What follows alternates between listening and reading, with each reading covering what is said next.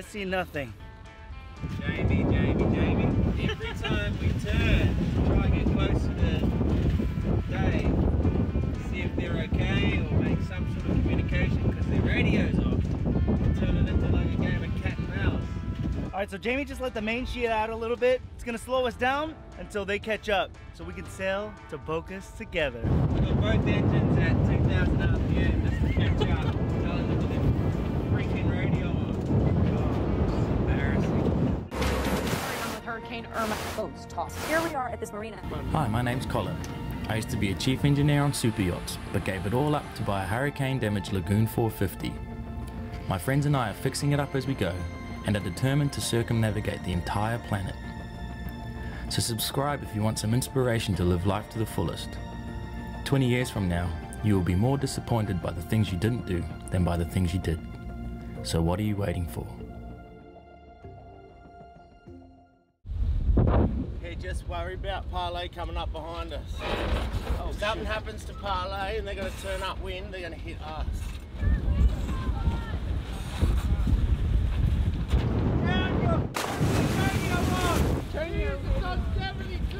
I told you 6-9! Kidding me, right? I'm just trying to make sure you're okay! Yeah. Guys, I've been chasing you for hours trying to see if you're okay. You keep running away from us. Jamie knew it was channel 69. No, tell him that the Your anchor light's on. Yeah. Tell him we got lights. no nav lights, we got nothing. So. I'm trying to fix the nav lights right now. No nav lights, so we just have the anchor light on. And the autopilot keeps cutting in and out. So that's why we're all over the shop. Is everything else okay? Batteries are bad, man, so we gotta run the engine. The autopilot cuts off after a couple hours, so we're just gonna keep the engine running. Other than that, we're good. Alright. Well, we're gonna go back to our course. It's about 275. And then early in the morning we're gonna change course and catch those northeasterlies. Try and get to focus on those. Alright, we'll follow you. Okay, standing by channel 69. It's a 6 and then a 9. 69. Jamie's favourite number. 6-9. I repeat, 6-9. Jamie's favorite number. What keep is this in? I'm going to put a waypoint in here. We're going to be hitting somewhere near those crosshairs. So we'll be taking this wind beam on, like on the side of us, for as long as possible. There's two ways to get to Bocas. You can hug the coast with the motor, or you can come out and find wind and sail it. So whenever we can, we always try to sail. So when you come onto your watch, there'll be a waypoint in there already. Tonight, it's more than 18 knots. Wake me up. I don't mind getting woken up. Morning. So it's 5:30 AM. We got anywhere from 9 to 13, 14 knots. We're about 60 nautical miles away from Bocas, so we'll be there in about 10 hours, so maybe like 3 o'clock tomorrow, today. Just hit this really frustrating patch of water. Every time we come here, it's the same thing. Something weird happens around this coast. Over here, you got the trade winds coming down, then they kind of swing around and then come back at you, so which is kind of what we have now. The wind was literally coming from about 160, and then within 10 minutes, it was on our nose. Really strange how it happens. So that makes the seas all confused because it's coming from two directions now. We've lost a lot of them, and there's squalls everywhere around us. This last part getting into Bocas is always a pain in the ass. And that's what we're experiencing. We said earlier this morning at about 5:30 that we could see lightning in the distance, and now the sun's come up, and over there is where that was coming from, and that's exactly where we need to go. We're now looking at it right now. We're at 20 knots of wind, and just 10 seconds ago we were at about 10, so yeah, it's going to get interesting. This could have 30, 40 knots in it, you don't really know. We've got full main up, but the beauty of it is without the headsail we can turn straight into the wind and the mainsail will be fine. 21 knots now, so we'll see what this thing's got in it. David Shih's over there. I think he's done the same thing, dropped his headsail. But they might be able to power up ahead of it. But we're right in the path, so not much we can do. But here it is. We're in the squall. There's David over there, David Shih. Oh my God, it's crazy out there. It's crazy. It's crazy. This is crazy. Me, the kids, we woke up to this huge storm going on outside. Jamie and David are upstairs soaking wet. It's just nuts right now.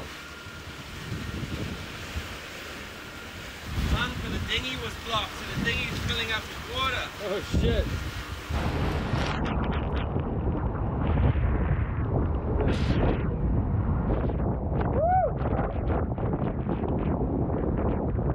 The squall, baby. Sitting at about 18 knots, apparent. And we're getting some miles under our belt. So I know once the squall passes, we'll be back down to like 8 to 10 knots of wind. And we won't be moving fast at all. So, try to put some miles on the bank while we can. Pouring. We're gonna drop the main. Squall's coming through. The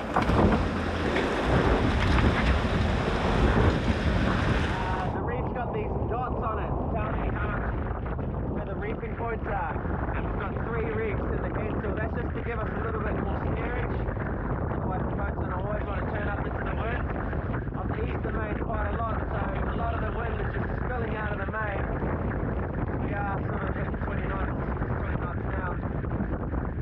But I feel completely safe. I'm completely fine about this. There's nothing out of control or dangerous. A lot of rain. A little bit uncomfortable, but loving it. Everything's getting wet up here. Boom! Waterproof charts. I got a charger in the back as well. Otherwise we'd have to run up and down to check these phones. Alright, so it's a whole lot worse than we thought. We lost both engines. Starboard side is stuck in gear. Port side is off against motor mounts.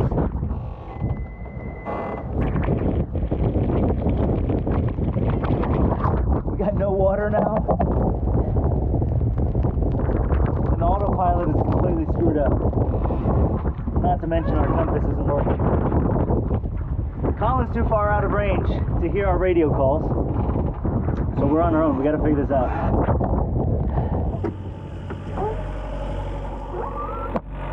Check out those motor mounts. It's shifted over this way, both of them.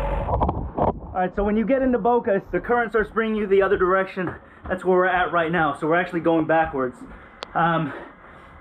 We're stuck in gear on the starboard engine. Even if I fixed that fan belt, I don't think we can get it started. The sail drive oil is starting to bubble out the top. I'm gonna see if I can zip tie the engine mounts back together. Is it working? Yeah, it's working, dude. It's working. I was up here in the rain for 6 hours, freezing my nuts off. And they were behind us, but we were sailing, and we had quite a lot of sail up. I felt fine about it, but they were trying to motor into that squall. I think they put their headsail out only. So they got left behind. Jamie knows this place really well, so. The wind blew our forward dock line, which was coiled on the deck, up onto the trampoline. And down through the trampoline, all the way back into this prop. That's what's fouled down there. I don't know if we should be filming this. Well, I mean, what else can we do? We don't get it. We look like dickheads. We're still thinking of what to tell Colin. Ah, it's so warm in here. Wow, it's blue. So blue.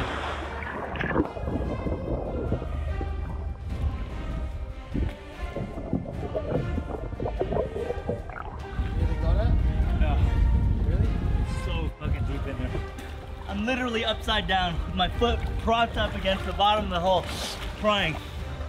We just gotta keep cutting. It's so deep in there. I'm gonna try this knife. I reckon the kitchen knife's better. It's between a prop. It's the cone, the prop, and then what's that thing that helps with the electricity? Yeah.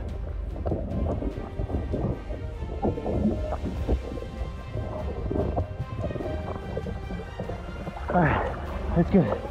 We did it. I cannot believe we did it.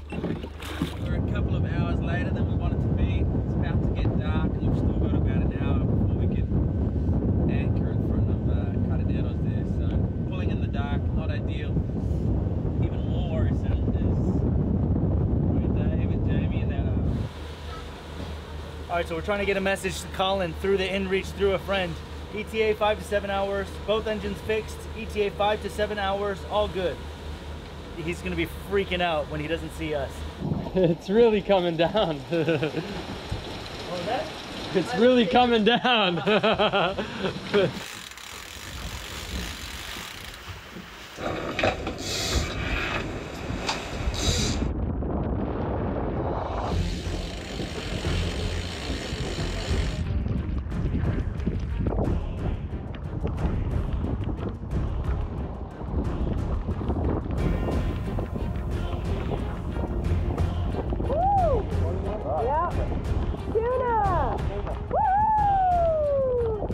Still alive. Oh yeah. Oh yeah.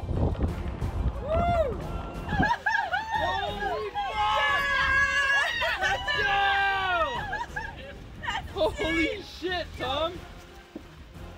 Oh, baby, elephant! Dude, that thing's huge. Oh my god! Skeleton. We're gonna bleed this thing out. Yeah. Taste that.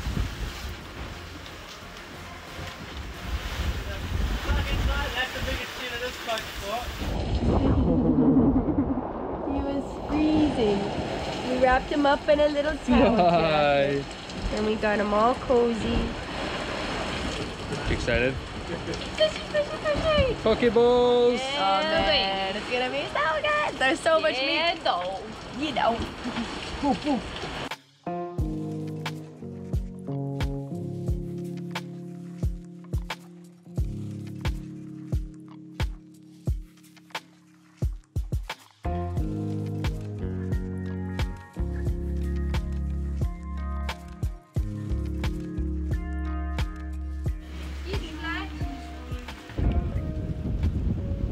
Like 6 hours. Watches in the rain. They just won't stop.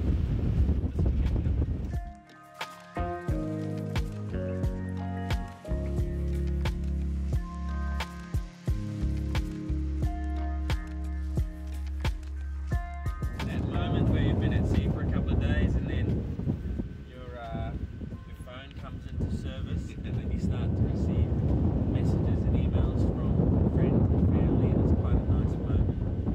Did you get any messages? Yeah. Just a couple. That's from my mum. Want to get one from London. That's nice, but it's also nice to have been at sea for about 30 hours, 30-hour technology detox. Like it's only been a day and a half, but I can't wait to have a drink in it. Okay. We're all good right now, as long as these engines stay. But that starboard engine mount is also lifting up. So I'm gonna have to go zip tie that one down as well. But we have a lot of zip ties. Colin's about to reach Bocas now. We had finally arrived in Bocas del Toro after a really tough passage. The last communication we had had with Dave was him telling us he had lost both engines. So what normally would have been a celebration, arriving at one of our favourite towns again, was more of a somber mood as we waited for them to hopefully come into cell phone service again. After an anxious 5-hour wait, we finally got notified that they were limping into Bocas del Toro. Everyone was exhausted. Things had definitely not gone to plan, but we were just so relieved that everyone was okay. Jamie, thank you for making We made it. We made it safely. Definitely wasn't easy, but we're here. So rank that passage for me on all the ones that you've done so far. How was it? It was hard. I don't know. Sailing to Bocas isn't easy from, say, or Shelter Bay or Linton Bay. There's a big current. Yeah, we learned that. We saw that firsthand. We're gonna get some sleep and deal with all this craziness tomorrow. Nice dinghy. What a weapon. Almost lost her. How many times did you throw up, May? How many times? Like 10 times. Too many to count. What about you, Boo? How many times did you throw up? 0. That's right, because you're a sailor. So give me the whole and unedited truth of every part. Not every part, but Really? Yeah, no, I want the full, like, yeah, I need the breakdown. I want to know the truth of where I need to be and what So I need to do. When we finally made contact with you guys, I got a lot more frustrated than I really should have. I didn't want to get that upset about it, but I was very upset. So I'll explain why. The radio station thing, like Jamie had a lot going on, so he's like trying to get, you know, he's got a lot going through his mind, and it was one message. We're going to be on 69, so you know it's a forgivable mistake. As buddy boats, you want to be in communication the entire time, and we could not make any contact with you. And every time I turned up to try catch up to you, you guys would sail the same course, so I could never. It's the same boat. We're basically doing the same speed, and you were miles ahead. So I could never catch you, so I kept trying to think of ways to get you to come to us, and that wasn't happening, so that was just getting more and more frustrating. I think it was 3 or 4 hours of that. So it was about to get dark, and I said to the guys, this is my last ditch effort to make contact before it gets dark. Yeah. Not only to see if you guys are okay, but it would have been nice if you guys could check if we were okay. Sure. So it was a two-way thing, and we had made no communication, and the sun was this far above the horizon. So I put both engines in forward, and I was slamming into the waves to try catch you. So by the time I caught up to you guys, I said, turn your fucking radio on. So I wish I hadn't said that, but... First night went good. I mean, it was okay, right? Was the first night? I can't remember any of it now. What happened? No, you nearly hit us. Ah, yes. So I'll take over here. So I don't have the sails trimmed right. I'm on watch. So I have the engines on a little bit to try to catch up, because the last thing I want is for like that tiny little stern light to disappear, and I'm like, oh my God, I'm out here by myself. Also because we didn't have autopilot. So I'm relying on his tiny little stern light to steer the entire time. Out of nowhere at about 3, 4 in the morning, I see this huge ghost ship just out of nowhere, like appear out of the clouds. It wasn't, it was Colin. I mean, I was just that close, and of course I veered off into the wind, and Jamie happened to walk up right at that moment, and he yelled at me like, what the hell are you doing? I told you they're really close, but they look so far. I thought I was hallucinating, but it was real. I almost hit Parlay. How many people can say that, huh? It's not a good claim to fame. And, it's almost like you felt like you either had to be almost hitting us or almost out of sight. Like there was no happy medium there. So the next day, it started raining, and it was just squall after squall after squall. This is yesterday. And those were tough conditions. And then we were still in radio communication, so you said you've got a problem with that engine. You'd throw a new belt on it, and your last words were you would catch up to us. But hours went by, and then we couldn't make communication with you on the radio again. So from that point on, we were no longer buddy boating. So we altered our course, and we came into Bacchus, and we had no idea where you were. We had no idea if you were okay, and there was no way to communicate with you apart from the Garmin InReach. I was about to hook the Garmin InReach up, but it said you had disabled messaging, so I thought there's no point in doing that. So that's not a nice feeling, having lost a buddy boat and having no idea where you were or if you were okay. I learned a lot of things as well on that passage about the importance of good communication and the importance of sort of we could have made a better passage plan. We could have maybe had some waypoints that we were both going to try aim towards. Yeah, I learned a lot, but the main thing is communication. So how did you feel when stuff was really starting to hit the fan? So I was woken up, I don't even know what time, because Jamie and David were so tired that they needed help up there, and that's when the autopilot was not working. So just steering, and I was looking for that light from your boat the whole time, and just like I was going like this, and Jamie fell asleep for a split second, but he felt the boat going like this way, and he like immediately got up because he's like, he felt it, and it was amazing. He was asleep.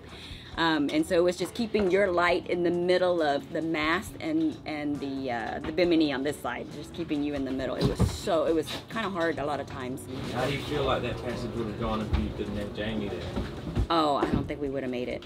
Everything that went wrong, I learned, you know, it's none of that was a good thing, of course, but I was glad that it happened with Jamie here, because he kind of walked us through what to do. Helped us out. It boosted my confidence a lot. We went through everything. Like, I had to come in at night, and we lost both engines. But yeah, the big thing is you've got kids on board. I've never had kids on board. That's what keeps you going, I guess. It's just an extra responsibility. Could probably kill Dave, but I didn't want to kill the kids.